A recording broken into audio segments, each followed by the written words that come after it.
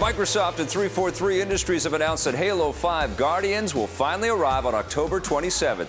It's the first game in the series built exclusively for the Xbox One and offers a new story that will unfold through the eyes of two playable characters, Master Chief and the newcomer, Spartan Locke. Locke is on a mission to hunt down Master Chief and uncover the secrets of his past, so don't expect them to be buddies when they first meet.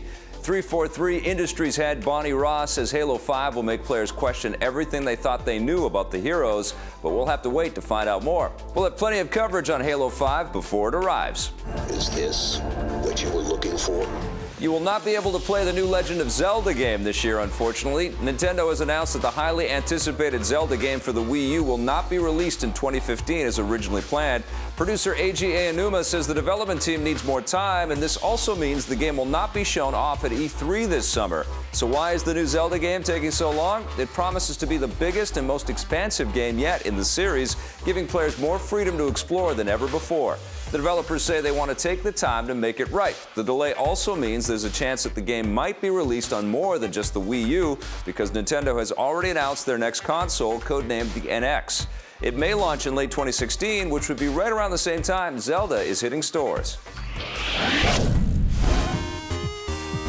Some big stuff happening in the video game industry like it happens every day, and here to discuss it with me today is Scott Jones. Big friend to discuss the That's big right, stuff. big What do you stuff. want to talk about first? Well, Zelda being delayed, not a surprise. Is your heart broken? It is kind of broken because we were all expecting to be playing that beautiful-looking game on our Wii U's this year. Feels like there's lots of bad news right now because Batman, that got delayed only bit. 3 weeks. Yeah. And now the Zelda delay. Frankly, you and I have been around since the dawn of Zelda, and every game in Zelda history has been delayed, and this isn't a surprise for me at all. I don't think it's bad news at all. Well, I'm usually, not worried. Yeah, usually what they're doing is they're reaching with every one of these Zelda games, right? So they're going to be bringing us a huge open world to explore like we've never been able to before. So yeah, got to give them a little time. And I think they're trying to figure out what the Wii U can do. I know this seems like pretty late in the life cycle of a console, but it's not. This is still a pretty young machine. I know we're already talking about the next machine and thinking about what that machine will be able to do.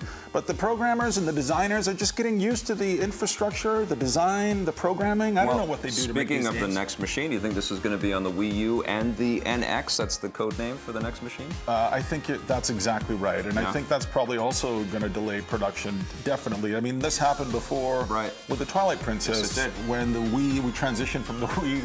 The GameCube to the Wii. GameCube, I can't even keep all the consoles straight anymore. GameCube to the Wii, and so this might happen once again, and I won't be surprised. It'll be awesome. I love Skyward Sword. Can we talk about that on tomorrow's show? No, we can't. We're moving on to new Zelda, but we're also moving on to Halo 5. There was big live-action commercials that were playing with the finale of The Walking Dead.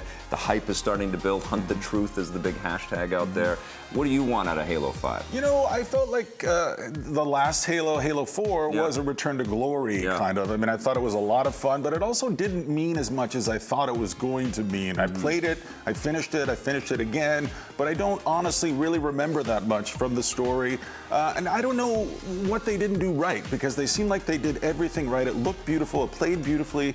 It was a wonderful game, but it didn't mean enough. And I think maybe they're trying to add more meaning to Halo 5. Gravitas, a little bit more backstory. I think that's exactly what's going on. There's a lot more kind of work on the narrative and trying to get that focus, and I think they made some great strides with Halo 4.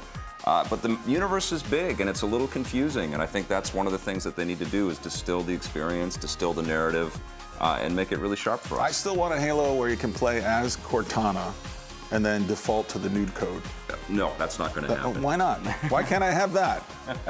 All right, we've got to move on to our next game story. Marissa was at the big Call of Duty Championships in Los Angeles. Here's her report.